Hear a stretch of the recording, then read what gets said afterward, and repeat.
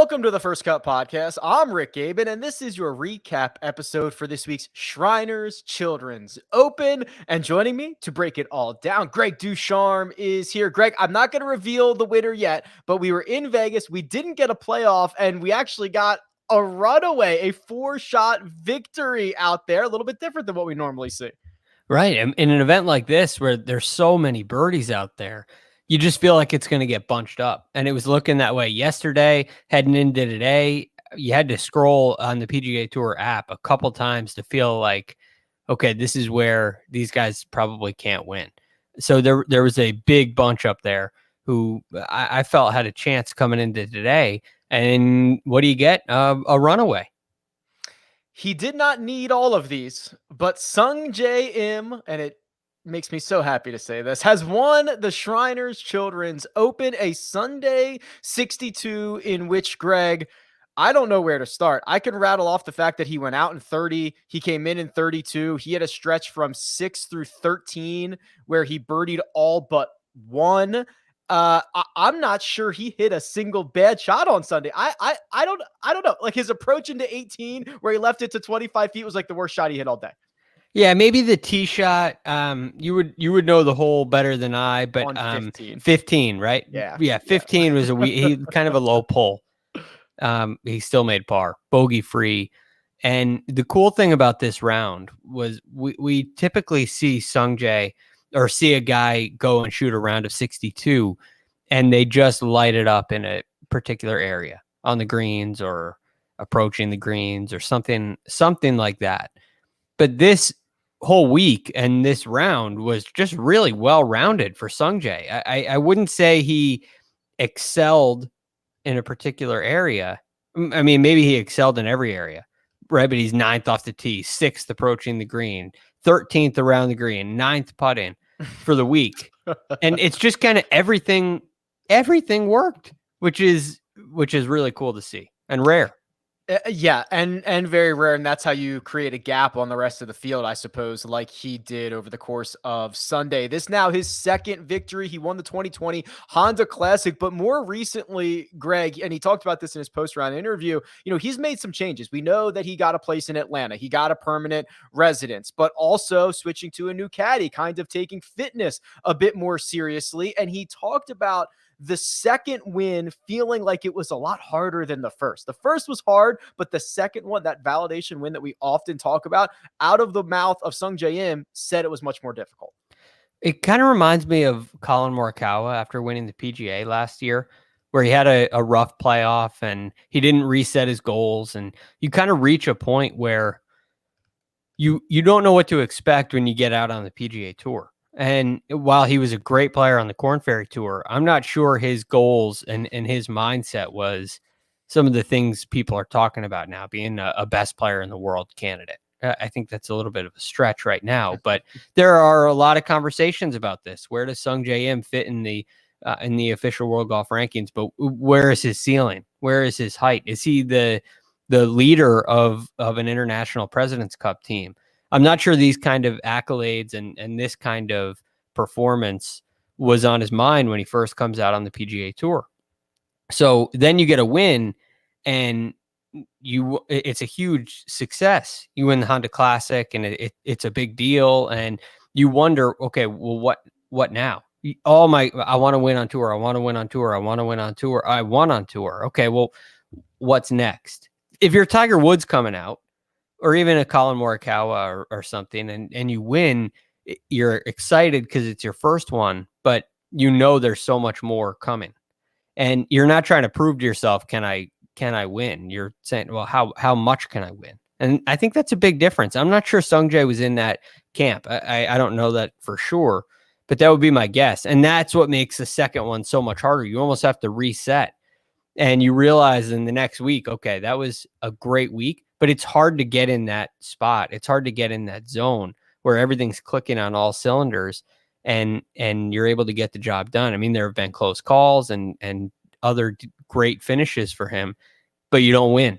And you realize, okay, it's a lot harder than I thought.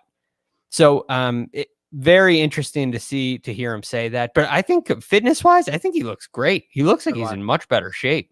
I agree. which could really go a long way for him.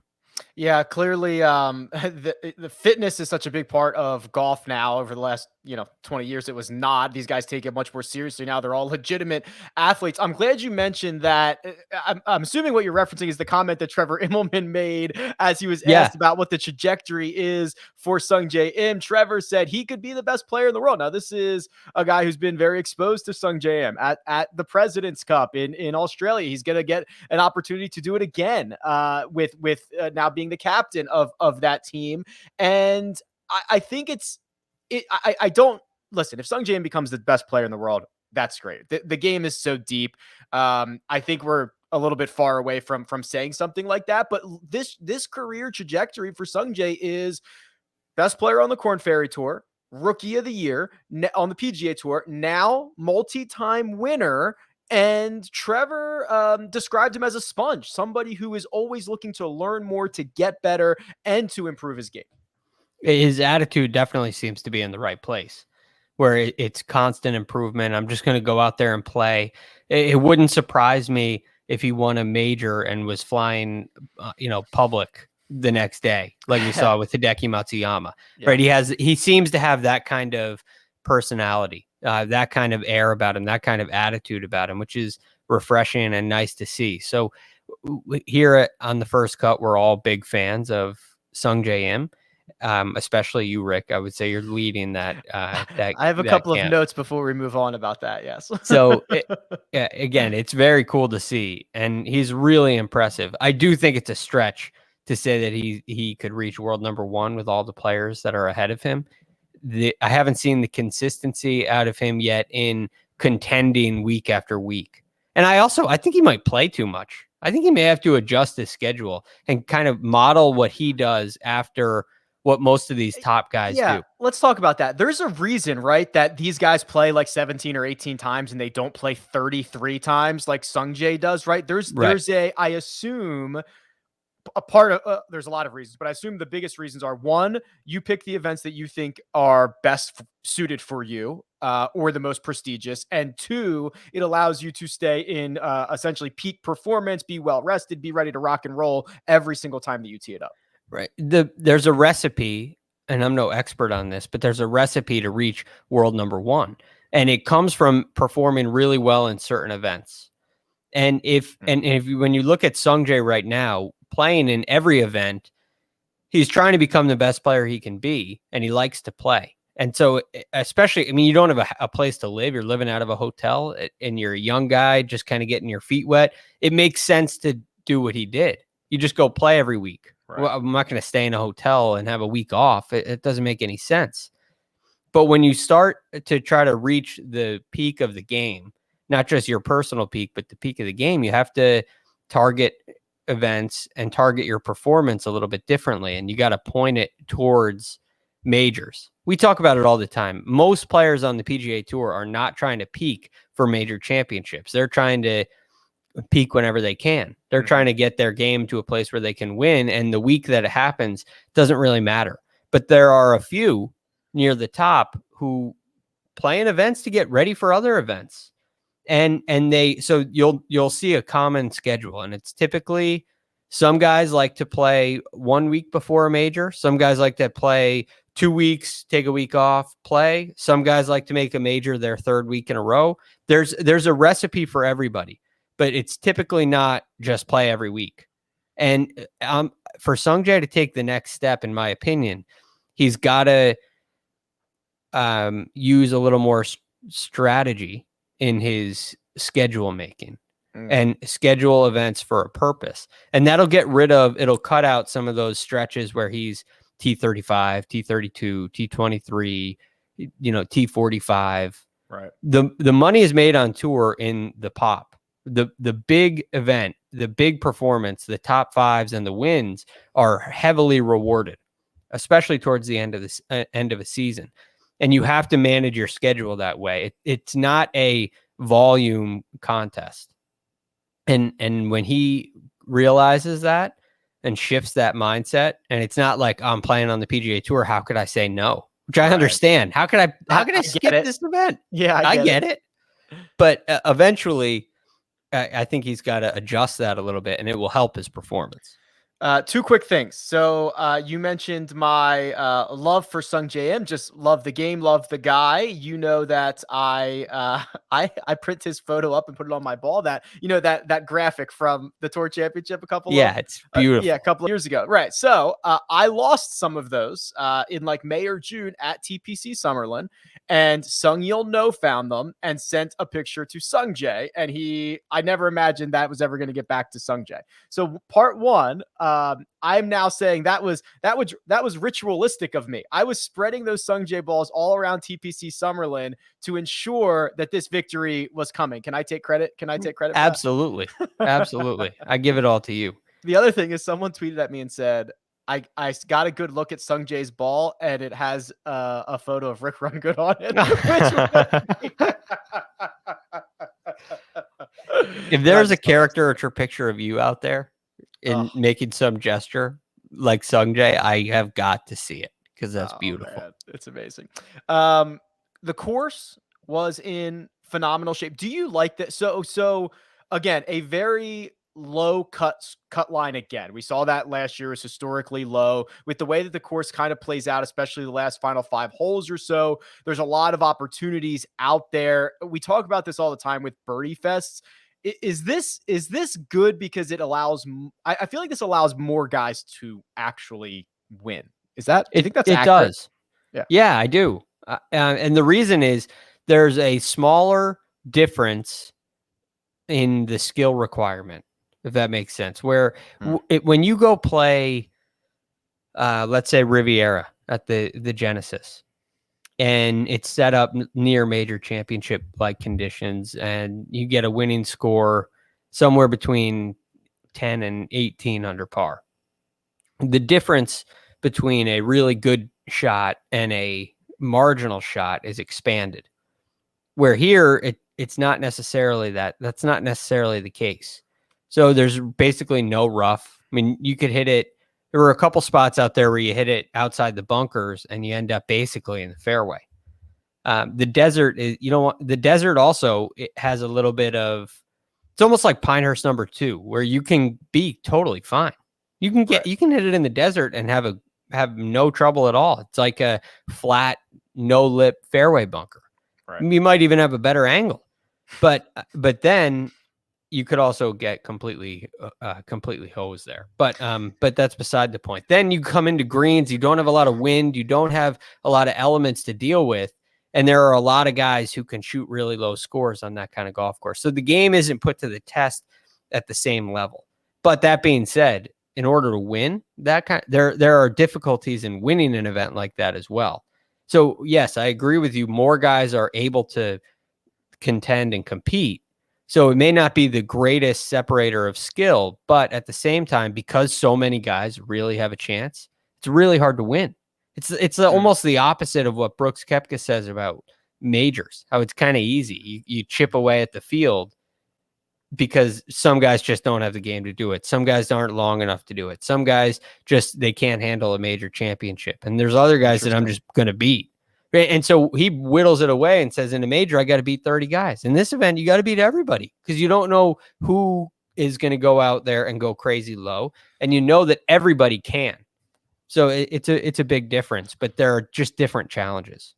Playing out of the desert is generally fine if you don't pay for your own golf clubs. If you do pay for your own golf clubs, it is troublesome from firsthand experience. Solo second goes to one Matthew Wolff, who has happened to finish runner-up at this event in the past. 65 on Saturday for Wolff. He entered the final round in second place. He was one shot back of Adam Schenk. And to me, Matthew Wolff is Jameis Winston, right? You get the full Jameis Winston experience, right? 2 drives on Sunday, the worst interception I've ever seen, and he backs up with like a 75-yard touchdown pass on the next drive. Matthew Wolff gives you the good, the bad, the ugly in the extremes, right? So he hit a fairway on 18, Greg. That was the first fairway he hit since number 3. And it just seemed like a battle kind of all day long, but he still got in a 68. He hit 3 fairways. Now, again, that's a sign that can be a sign of a few things. One, when you hit it the length that he hits it, you're not going to hit every fairway, which is fine. I mean, he can hit good tee shots that miss the fairway, so that number's not a huge deal. But he did put himself in some precarious situations and was not able to have as many birdie looks. Again, on this venue, it should turn into a putting contest, and all you have to do is avoid hitting it in the lip of a bunker. You avoid those kind of things, and you're going to have a lot of birdie opportunities. And today, for Matthew Wolff, unfortunately, he wasn't able to do that. Let's bring in another Cowboy to provide perspective on this. Kyle Porter, KP1, welcome back. And there's going to be so much good stuff for you to talk about here. There is. Sungjae, maybe the best player of all time. Easily, I Matthew. think. Yeah, I mean, are you? That's how we opened, by the way. What are you? Did you hear Trevor Ullman talking about how he could be number one in the world someday? Do you guys agree? Yeah, we talked about it. I think generally our stance was there are a lot of guys, and that's going to be hard to do for anybody. And Greg, I believe, pointed to consistency, wanting to kind of see him compete more often. I think the one thing that he has going for him is if you were like, what's the best part of Sungjae's game? Some weeks he's really good. He's really good at a lot of things, right? And we saw that this week where he was just across the board, like top 15 in all stat categories. So that's a big leap, but I do think that he is on a very good trajectory. I do too. I think that we kind of throw around like number one in the world, like we do with multiple major winner. You're like, I don't know, man. There's only 23 guys that have ever been number one in the world. It's really hard. And you kind of got to get a little bit lucky. I think it's interesting with him that he is young, but he's also really experienced. And so I never know I don't know how to categorize those guys, because it's not like this isn't like your 15th PGA Tour event, right? I get that you're 23, you've played a lot, and you haven't won a ton, but when you win, it's like, this is a good field, right? And it's so easy. And you're like, oh, well, I kind of get like the long-term trajectory of it being really good. So I don't know. I don't know what to make of what his future looks like, but he's so much fun. Like I'm probably not as deep in the Sungjae game as Rick is, which I don't know that anybody is, but he's a ton of fun to watch. I loved his interview afterward. I thought it was great. I think the way that he kind of just talks about golf and talks about sticking to what he knows and what he did. He's a very endearing character, and we always need more of those in golf. It's easy for us to forget about how young he is here, Greg. So here's a Justin Ray tweet from just a little bit ago. So Sungjae Im gets his second PGA Tour victory, 23 years, 6 months, 10 days old. It's hard to forget he's 23 and a half years old. In the last 50 years, the only non-U.S. players to win twice at a younger age. Pretty decent list here. Seve, Sergio, Rory McIlroy, Victor Hovland, John Rahm, and Siwoo Kim. Like, pretty solid. It's pretty good. Stout list. Stout. This, by the way, is his 100th. This is his 100th. I thought I heard them start. say that. I think I think the Honda was his 50th, which is consistency. Right. Yeah, he's going to win 150, right? 200, 250. That's great. Which for him is once a year, basically. Right. Yeah, he can run with the DJ record. That was one thing, Kyle, in the quest to number one in the world that I think he needs to adjust a little bit is his schedule and the way that it's not a volume game. You got to get to where you peak for the right events. And I think eventually you'll see his schedule change a little bit. Because like Rick was saying, there's a reason the top guys are playing a certain number of events, and it's not. It doesn't look like this near the top of the official World Golf Rankings. It doesn't look like 35 events, 26 events in 2020, 35 events in 2021. It doesn't look like that. They don't play 35 events. Yeah, you're right. And I think the other thing that's encouraging about him is he's played well at the majors. It's not some of these guys. you see him win a fall event, and you're like, oh, well, even somebody like a Max Homa has really struggled at the major championships, right? Sam Burns. We just Yeah, saw him win, and yeah, he's been terrible. Great example. And Sungjae, T2 at last year's Masters. He's got a couple other top 25. So he's been, I don't know about relevant at the majors, but he's been somebody who's not been overwhelmed by them. So I think the perfect way to say it. I think that's another kind of mark in his favor of we're going to talk about Sam Burns. There's just so many guys that you're like, oh, he's a top 25 guy. I say that about like 40 guys, and there's only, it's musical chairs. It's very, very difficult to get a spot in that top 25, and even more so in that top 10, top 15. So I love Sungjae though. It was a great week for him. It was fun to watch. You actually picked him to win. You were not here to give us your in-person take on it. Hope you had some nice time away. But why Sungjae this week? Why was that what we blasted out in the universe on Tuesday? Yeah, so I put that out there on Tuesday. I actually went back and forth on it, and I finally just went with it. He had a bad iron approach play week last week at the Sanderson. And I went back and looked at basically his entire 2021. If he has a bad week one week, he almost always bounces back in a huge way the following week. Now, maybe not as much. I think he finished, 4th or 5th in approach play this week. So that's a little bit of an outlier. But he's somebody who he's so good, he doesn't have multiple weeks like that in a row. He has over the course of his career, but it hasn't happened often, especially in 2021. So it's weird. Some guys, they have a bad week and it can go the other way. But for him, he's just so solid with his irons that I thought he would bounce back, which he ended up doing this week in Vegas. Great pick. Love it. What was more disappointing, Greg? And I don't know if Wolff's Sunday was disappointing. I mean, it was all over. I guess it was. He lost like 3 strokes off the tee. Or Sam Burns, hottest player on the planet, lapping the field for his last 7 rounds from tee to green, starting the final round 2 shots back and ending up shooting a 72 and finishing T14. Didn't see that coming. No, and that's likely the more disappointing one. Matthew Wolff got in it. He shot 3 under par. Right. And you look at it and you say he has been dealing with some things, and he's had some, he took a lot of time off for his mental health last year. Yeah, so it's great to see him back and healthy. And I think that's a plus for Matthew Wolff.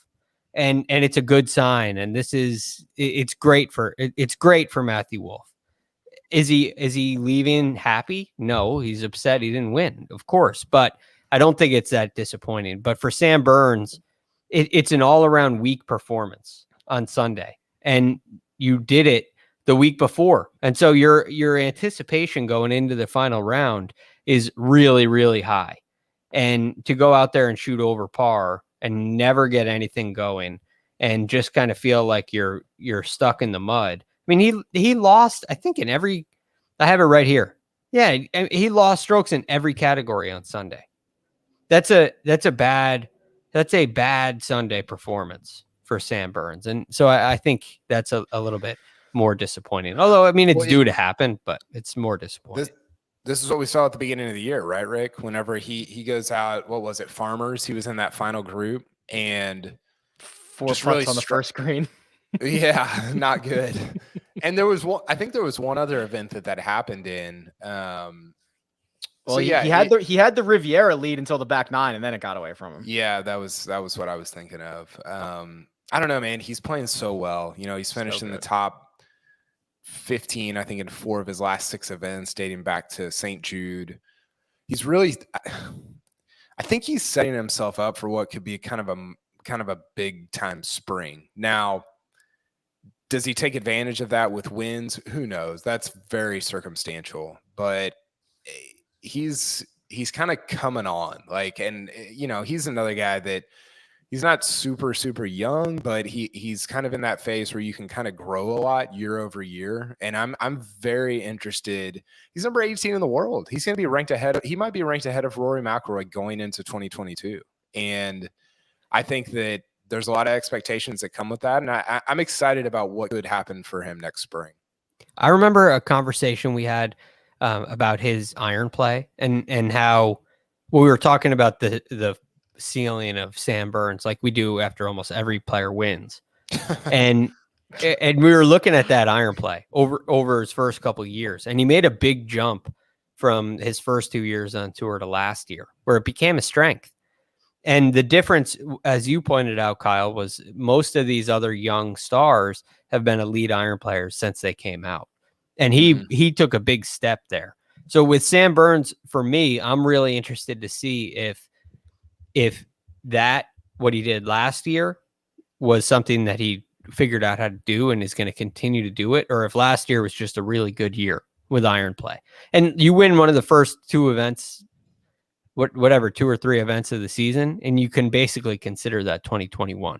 But you get into what's he going to do going forward, and is next season going to look a lot statistically like last season did? And if it does, then you're right, that it'll be a monster year, because he's always been a great putter. We've seen him stripe it off the tee, especially on Sundays. And when you have that capability, whether or not you do it every time, you're going to contend. And he has the opportunity to be one of those rare players that is great with irons and great with putting. And it's a lethal combination. It will lead to success. So 2021, the season, so I guess that's end of 2020 and beginning of 2021, he was 0.6 strokes gained on approach shots. And the 3 previous seasons, he was in the negative. So that's like from 2019 to 2021, it was almost a stroke differential just on his approach game, which is what you're referencing, Greg. Yep. Which is incredible. I mean, that yeah, huge like you said, jump. That doesn't happen. And it was interesting. He lost a lot of distance. I'm looking at Data Golf right now. He lost a lot of distance. Not a lot, but he lost some distance off the tee. And so he's playing, it seems like, a little bit more of a control game, putting himself in good situations. And then just his iron play was unbelievable. So, yeah, if that continues and he cleans up a little bit of his short game stuff, I mean, again, he's number 18 in the world right now. He's really good. And, yeah, that's exciting, I think, going into 2022. That distance loss, which is, I mean, you're talking about going from, what do you see in there, like 315 to 305? Yeah. Right. So, but that kind of I feel so sorry for him. that kind of a distance loss with the improvement in the iron play. I don't know what kind of shot he hit before. I don't know what his shot shape was before last year. He really came on the scene and you started seeing him on TV. Quite frankly, we didn't see a lot of Sam Burns on TV. And if you knew about him, you're looking at him for fantasy purposes and you're looking on rickrungood.com. You're not watching him hit the ball. So I don't know what kind of shot shape he hit, but that sounds to me like he learned how to hit a cut. Like he went Dustin Johnson early, and all of a sudden he just starts to play a fade, which I see now. He plays a fade, plays a fade, plays a fade. It improves the iron play, and you might lose a little bit of distance, but it's hugely advantageous for control. Yeah. So on my website, I set a default for like who is like the first one when you click golfer profiles, like who comes up. Like for so long I just like locked in Sam Burns. It's like he's just the default guy that pops up when you go there. KP, what I was ready for on Sunday was Matthew Wolff, who has been very open and honest and transparent about his mental health, to hoist a trophy on World Mental Health Day. I was ready for that. Yeah, I mean, it would have been awesome. It would have been very, very storybook. And it's weird. He's somebody who he's only been out there for what, a little over 2 years on the tour, and it feels like he's lived like 3 careers already. Like he's had so many different things that have kind of taken place between contending at the U.S. Open. He's kind of in it at TPC Harding Park. This was kind of a bookend, Rick, to so his last top 10 on the tour was at this event. He lost in a playoff last year, right? Martin Laird won. Correct. And he finished T2. He finished his solo second this year. So I'm hopeful that bookend is kind of the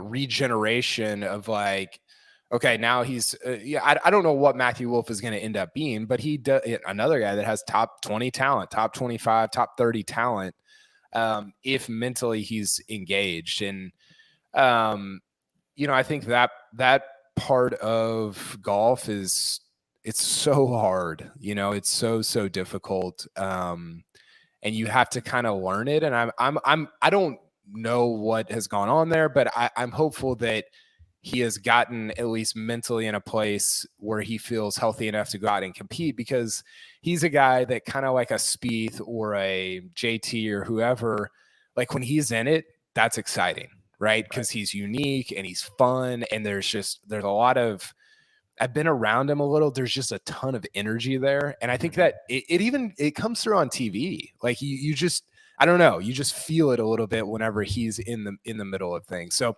I'm hopeful for that. And it was really cool to see him not only play well, but talk about how he feels mentally healthier than he has in quite a while.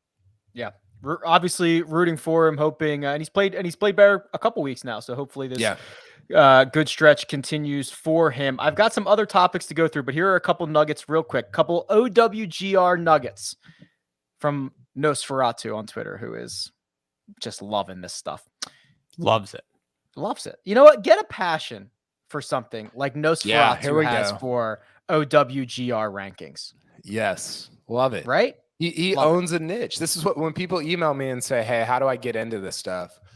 It's like, hey, go own a niche, right? Go own, like this sounds silly, but like the graph that you made, Rick, of like, hey, who's been putting, who's gotten like the unlucky putting versus like hitting the ball well. Like you own that, right? Like the reason I know about that stat is because of rickrungood.com.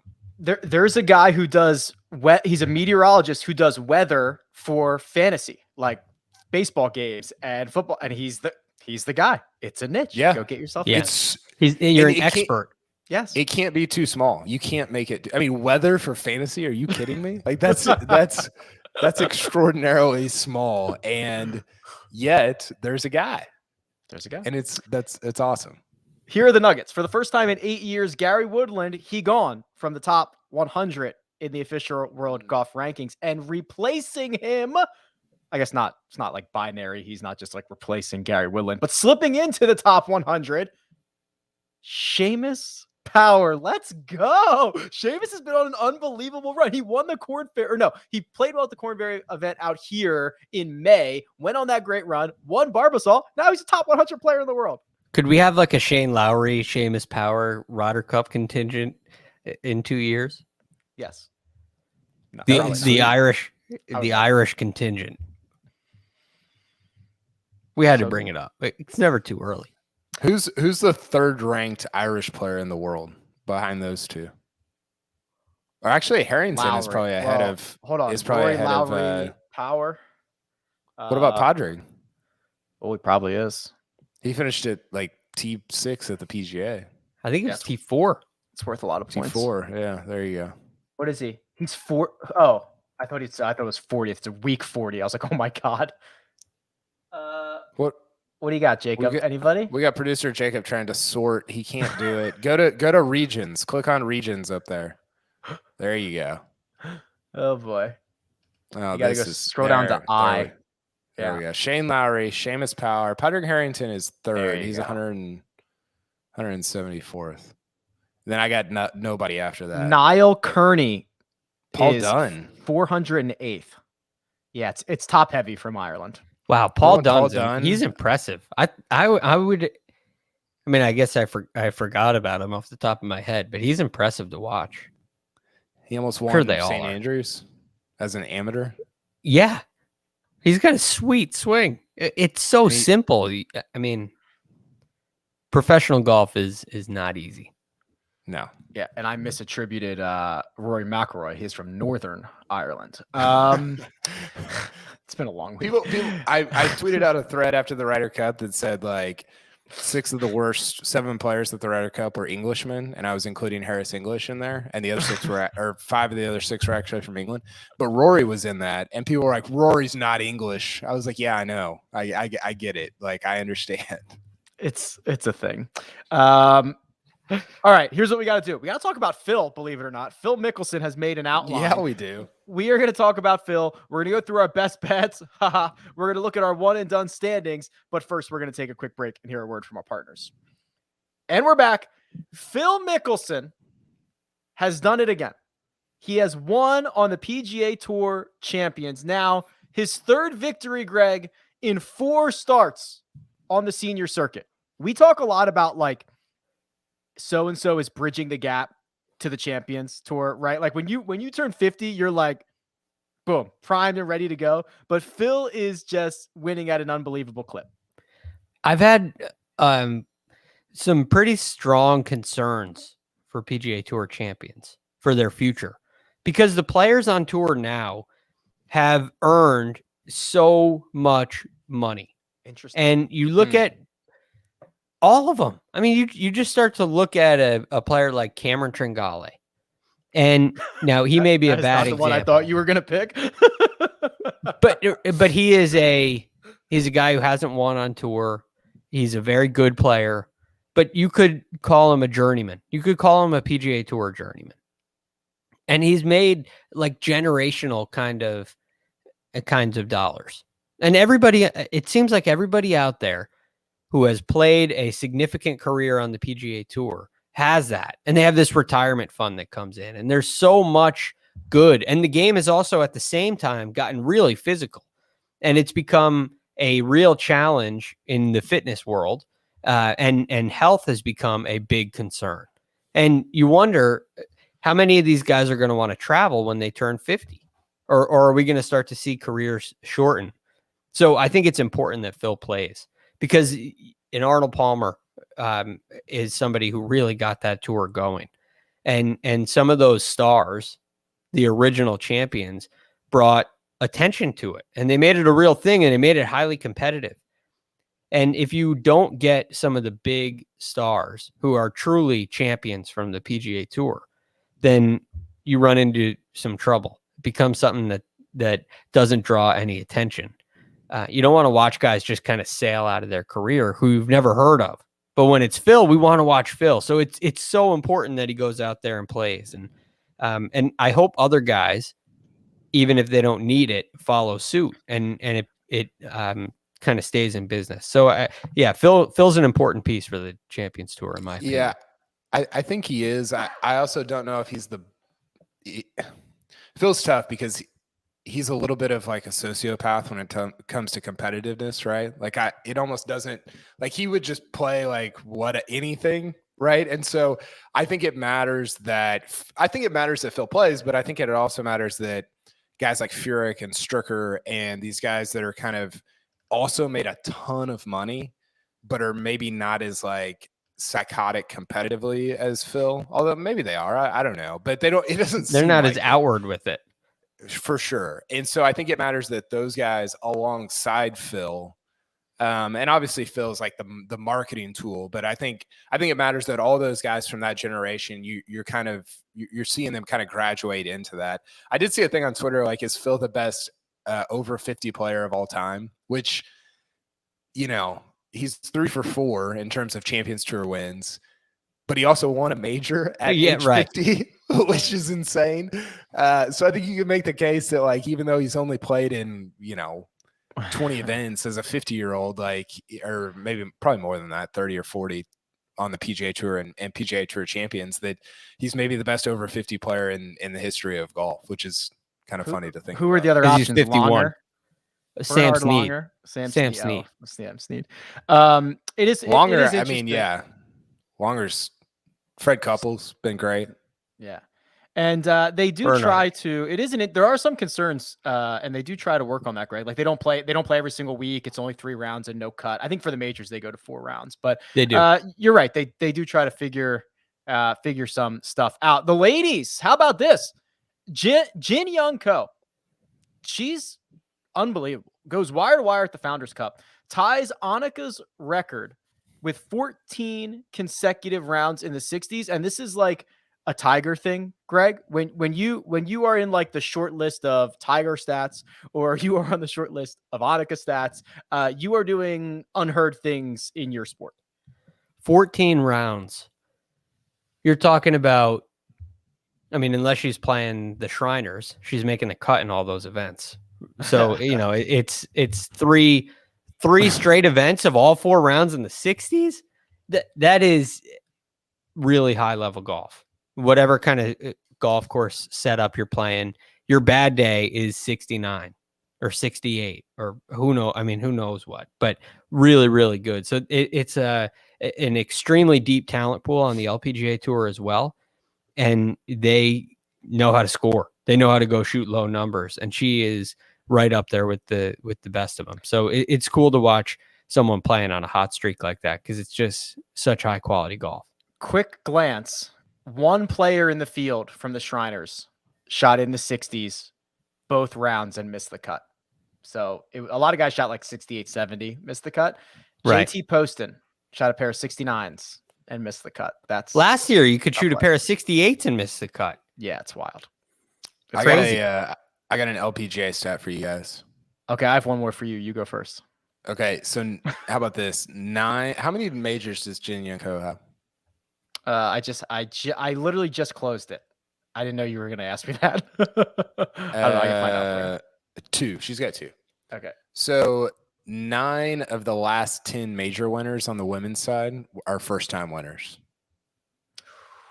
Wow. The only one that's not deep. The only one that's not is Anna Norquist, who just won the women's British. Minjee Lee, first time. Nelly Korda, Yuka Sasso, Patty Tavatanakit, Sophia Popov. I mean, it's crazy. Jin Young Ko was the last one other than Anna Norquist that wasn't a first-time winner. She won the Evian in 2019. So that's pretty crazy. And, I think that you don't want to here's what I wish. I wish that the men's and women's majors were staggered throughout the year more. Like, I think it would be you don't want to relegate the women's majors to like, oh, play them in the fall when the men that sounds like second class. You don't want that. But man, that US Women's Open last year, I think it was in December. That was awesome. Like there was nothing else going on, and you're like, this is great. It just you want that to be like center stage type stuff, and I wish that there was a way to kind of stagger them more throughout the year across all of golf, whether that's like amateur stuff, LPGA, men's majors, all of that stuff, to be able to stagger them to get them all kind of the attention that they deserve. I think you could stagger them during the week too. I don't think there's any reason why you have to end on Sunday. Yes. And if you finished, like for instance, on Golf Channel this week, they had college golf playing. And you can watch it. You only have so much time during a day, during a Sunday, to watch anything, to watch TV. Yeah. And so all of us in that time that you can watch TV, what's on? And it's either decided by what time you're watching. So if you can only watch from 8 to 10 in the morning, you're probably watching the European Tour. And if you can watch really late at night, you might catch the LPGA Tour. But if you're watching in prime time, you're watching the PGA Tour. And so it doesn't make a whole lot of sense to me. And I don't think it's a relegation to go to the fall or to go to a Wednesday finish or something like. I don't think that's a relegation. It's a simple it's a competition for eyes, and you have to figure out how to win that. And I think they could get creative with it, and it would really help, because you're right. That one in December, the US Open at Champion, Champion. I keep wanting to say Champions Retreat, but I know that's Augusta National Women's Amateur. I've played Champions Retreat. It was not that. Champions Club. Champions Club in Texas. It was awesome. Cool. I totally agree, as I don't remember the name of the course. But I think there's, like, you're right. Like if you overlap them, because like I watched the US Women's Open, which was at Olympic this year, and that's in the middle of all the PGA Tour stuff, but it was still like, it's such a big deal that it's like, okay, I'm in on this. Yeah, so but you still have to make that choice. Yeah, you could, for sure. You could have some overlap, I think, in the summer, but if you like staggered them one in the spring, one in the fall, whatever. I think that'd be awesome. I think that'd be really, really cool. That was Jin Young Ko's 10th career LPGA victory, all of them since 2017. Wowzers. Wow. Gentlemen, I got some good news and I got some bad news. Our best bets are... Well, your bad news is my good news that I was off on Tuesday. So. Are hot garbage. However, the good news is there's only one direction for us to go because we were 0-4. Let's recap. Kyle, thank God you picked Sungjae Im to win this event, and we tweeted that out because I had Abe Answer to finish inside the top 20. He played terribly and missed the cut. Greg, you had Webb Simpson to finish inside the top 10. He also played terribly and missed the cut. It was carnage. You know, so I always look at carnage for like what popular players missed the cut. If you look at the 6 of 6 rate in DFS, Greg, sub 1% this week. It was just carnage. We talked about it earlier in the week. The good players in this event are at really high miscut risk. Because of what we talked about earlier, I think it might have been before Kyle got on, but a golf course setup like this it opens the door for a lot of players to get in. Bethpage Black, when they played the PGA there, everybody said before that event, there are 15 guys who can win here. That's it. So it's really limited, and your stars perform well because they have an edge, a very clear edge. And it's not the case this week. So I'm not surprised at all to hear that. Mark went with Siwoo Kim as the top rest of world player. That's non-American. That's tough. Also missed the cut. And to round out our missed cuts, here it is. This is the good one. Coach went with Will Zalatoris, who missed the cut, over Sungjae Im, the guy who won the that could have been much worse. We've missed 4 cuts and we battled the guy who won in a matchup. That's as bad as it gets. Yikes. Tough It's scene. not good. The one and done is just as bad. Okay, so with that, Answer was a very popular pick this week. I had Abraham Answer. Sia had Abraham Answer. Jacob had Abraham Answer. Greg had Abraham Answer. All of them missed the cut. Coach backed up his Zalatoris best bet by using him in the one and done. $0. Kyle went with Patton Kizzire out of the blue, seemingly. What was that about? Got you $0. And I was reading my guy Ben Coley over at Sport. Cat, help me out, producer Jay. We've got to figure this out. We never know where he's from. Sporting Life. Sporting Life. Sporting Life. I always want to say Sporting News. I grew up reading Sporting News. Yeah. And that's not it. Anyway, Ben's great. His fantasy stuff is really good. Patton Kizzire was not so good this week. He played well in the first round. I think he shot like 75 in the second or something. I feel like you're kind of deflecting blame a little bit. I was going to say, you just threw Ben under the bus. Yeah, I shouldn't have done that. I will. And where does he work? I want to make sure to get this right. Yeah, that felt like a Patrick Reed move right there. Ben, I'm sorry. Everybody should follow Ben. He's awesome. I take responsibility. I should have picked Sungjae, which I did on my or I should have used Sungjae for my one and done. Yeah. Because I picked him on CBSSports.com. The only one of us who got any money, got a lot of money. Mark, extends his lead. So Mark went with Matt Wolff, got 763,000. So here we go. Coach Greg and Kyle, all still dollarless. Sia has 108,000. I have 162. Jacob has 371, and Mark has 1.6 million. And he's, trust me, not taking it humbly in the group chat. He's very excited about it. Yes. And I'm glad everybody's on board with not responding to those kind Yes, we just did not. No one. So there's what, 7 of us or whatever. And Mark texts. First of all, it's on Friday night, I think.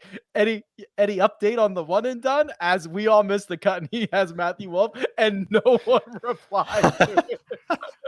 It's right here. There's just no response. It's amazing. Nothing. It's amazing.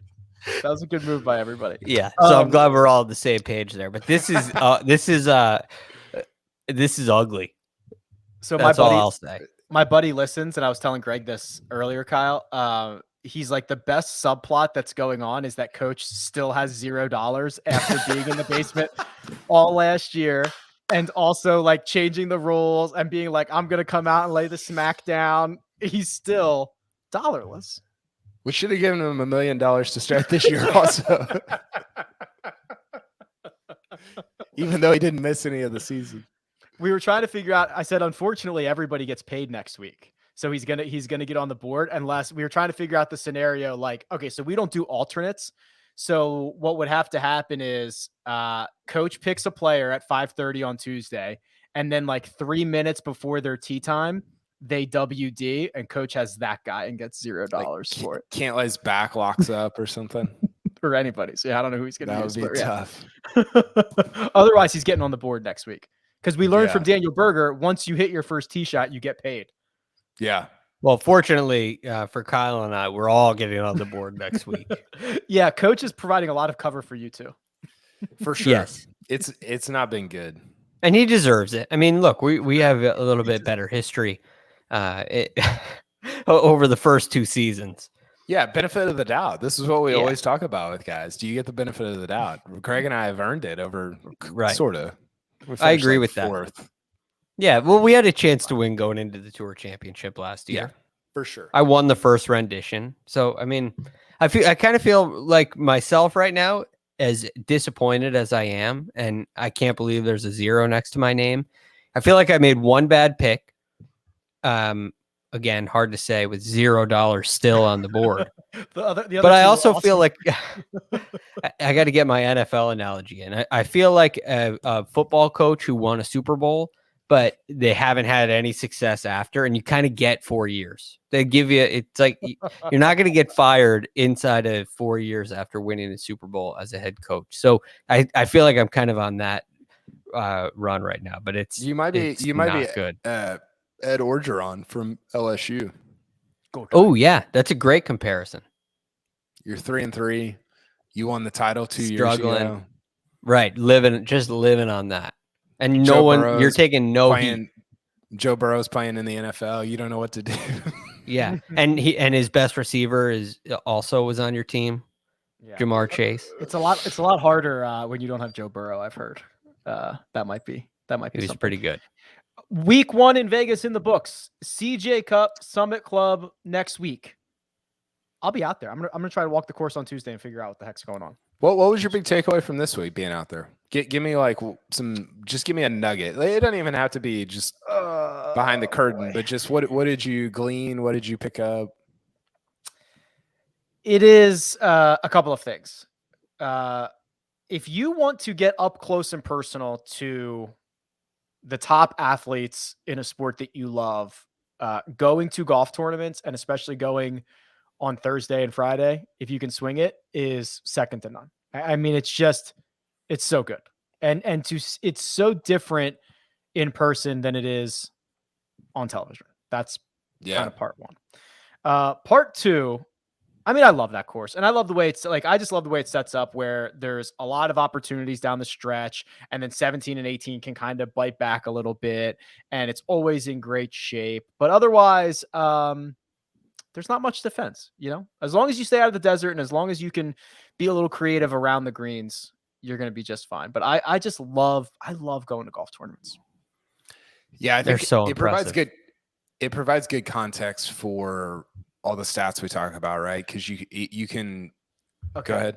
Sorry, Mark texted me about this. So we were talking about this. So I'm obviously a big strokes gain guy. I obviously love it. Over time they're going to normalize, but you definitely miss the ebbs and flows of in-round stuff. Like on Thursday morning, there was a pin position on 14 where you just couldn't get to it. Like these guys hit a perfect shot and it rolls down the slope to 35 feet. And like, that's not going to be reflected as well of how good of a shot that he hit. Or Hovland hits one that darn near hits the stick. It trickles off the back. He makes bogey. Like there's ebbs and flows of these events.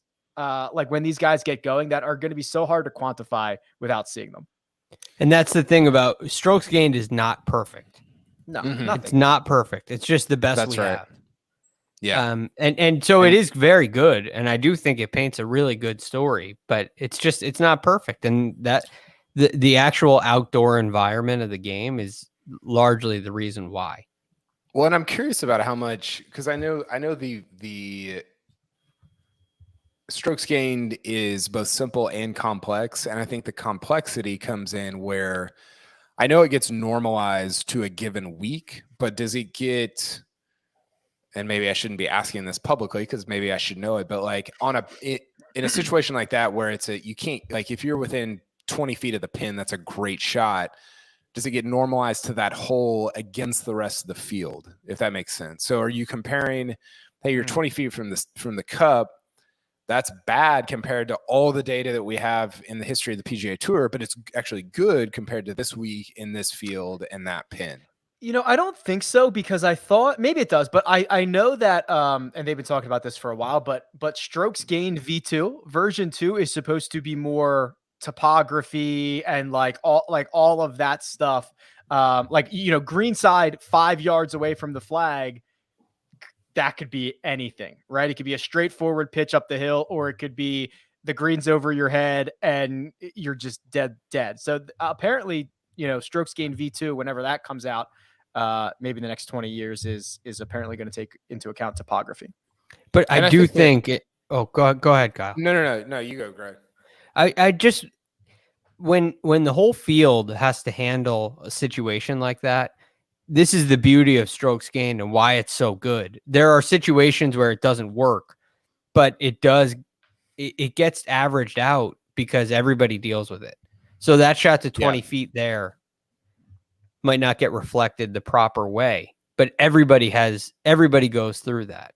And the coolest thing, in my opinion, about strokes gained is if you change the way the courses are set up, the reward on distance is something everybody talks about. And that's not Mark Brody saying distance is I'm going to put a huge emphasis on distance because it's based on scoring averages. So if the rough was up to your waist, right, and I'm not advocating for this, I'm just, if the rough ends up to your waist across the PGA Tour for years and years, then you would see a flip in strokes gained, and all of a sudden accuracy would be way more advantageous than distance. So it has a built-in measure to evolve with the times and evolve with the game, which I think is really cool. Well, and you always see this reflected at the U.S. Open, right? And this is why strokes gained is important, is because you could go out and shoot a 73 at the U.S. Open, and listen, you were 6 strokes better than the field, and right. That's why that right there is why. Well, it's one of many reasons why strokes gained is the right way to kind of measure how good or bad you were. It's better if you're looking at a large sample, 6 months, a year, that really smooths out. But even in a week or a round, Ken Duke 65 at the Players Championship, 10 strokes better than the field. And the 65 doesn't tell you the story. So we should look up that question, Rick, about whether it gets normalized even on a single hole or single shot like that, because I think that would be interesting to know. Yeah, that's a good question. And a real world example, Bryson told us at the long drive when he started to go like through this transformation of getting longer, he worked with Mark Brody a lot on this and basically said, if you're 3 yards longer, you can be 6 yards more inaccurate and still be gaining. And that's that's like a perfect concrete example of how this kind of works and how guys are using it now. And I'm just the tip of the iceberg for him, obviously. Yeah. The other thing about being at an event is you can very easily follow the 33rd ranked player in the world. Yes. With nobody around but his wife and aunt. Correct. Yes. Right. It's amazing. It's kind of astonishing. Like it would be extraordinarily difficult to go to a basketball game and just follow the 33rd best player in the world around the basketball court for 4 hours. I mean, it's I saw really one time crazy. At the Travelers, I saw Hunter Mahan go out there, and he was the first group off on Sunday. He shot 62. There was nobody there. There was nobody there, and he's not even close to contention. And he fires 62. It was one of the greatest rounds I've ever seen. Yeah. And it gives you a greater appreciation for just the whole tour, really, when you're out there. That'll do it. We'll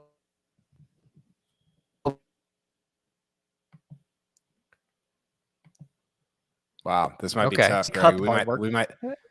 Oh, I was going through the ending. Did you lose me? Yeah, we lost We you. got an hour. We got an hour in before I had an issue with this. Well, hotel I'm just internet. Kyle and I are thrilled to see you back here because We almost had a real issue with me and Greg having to close this thing out. yeah, this would be the 3-hour First Cut podcast Shriners recap. Let me try this again. I'd like to thank producer Jacob doing all the hard work behind the scenes. That right there, Greg DuCharme. You can find him on Twitter at @TheRealGFD. Kyle Porter, you can find him at Kyle Porter CBS. You can find me at Rick Run Good. This has been the First Cut, and we'll catch you next time.